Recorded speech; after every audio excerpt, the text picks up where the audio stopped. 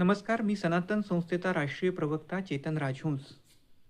सनातन संस्थेचे सांगली महाराष्ट्र येथील साधक समीर गायकवाड, जे एक शेतकरी वर्गातून येतात आणि ज्यांना गोविंद पानसरे नावाच्या कम्युनिस्ट व्यक्तीच्या हत्येच्या मध्ये गुंतवण्यात आलं होतं, अशा गायकवाड यांचा आज मृत्यू झाला आहे. आणि हा मृत्यू नसून हा कम्युनिस्टांनी केलेल्या खोट्या आरोपांच्या छळातून घेतलेला बळी आहे, असं आम्ही मानतो. तुम्हा सगळ्यांना माहिती आहे, वर्ष 2015 जेव्हा गोविंद पानसरेंची हत्या झाली, त्या दिवशी समीर गायकवाड हे सनातन संस्थेचे साधक पालघर जिल्ह्यात होते. त्यांचं मोबाईलचं लोकेशन तेच दाखवत होतं. तरीसुद्धा तपास यंत्रणांनी चोर सोडून संन्याशांना फाशी देतात त्या प्रकारे त्यांना अटक केली. त्यांना अटक केल्यानंतर या कम्युनिस्टांनी, डाव्यांनी, पुरोगाम्यांनी अशा प्रकारचा दबाव आणला की त्या दिवशी त्यांना न्यायालयात एकही वकील मिळू दिला गेला नाही. आणि हा लोकशाहीचा एक प्रकारे ही थट्टा होती. 19 महिने कुठलाही ठोस पुरावा नसताना त्यांना कारावासात ठेवण्यात आलं. आणि त्यानंतर न्यायालयाने त्यांना जामीन दिला.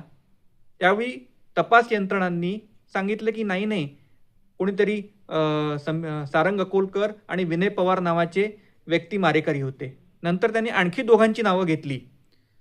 3 वेळा सप्लिमेंट आरोपपत्र दाखवण्यात आलं. आणि हे सगळं असताना समीर गायकवाड या व्यक्तीचा कुठलाही दोष नसताना त्याला आरोपी क्रमांक 1 ठेवण्यात आलं.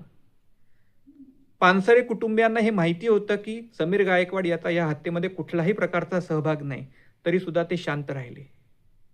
19 महिन्यांनी जेव्हा जामीन मिळाला तेव्हा समीर गायकवाडचं जीवन उद्ध्वस्त झालं होतं.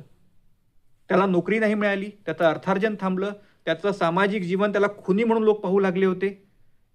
एका सामान्य व्यक्तीचा, शेतकरी कुटुंबातल्या हिंदुत्ववादी असल्याचा एक व्यक्ती म्हणून त्याचा दोष होता का?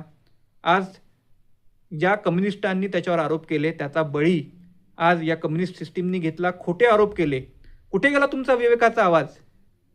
स्टेन स्वामी जो अर्बन नक्षलवादी होता, त्याच्यावर पुरावे होते, तो मरतो कारावासात, तेव्हा संयुक्त राष्ट्र परिपत्रक काढतं आणि सरकारला जाब विचारतं.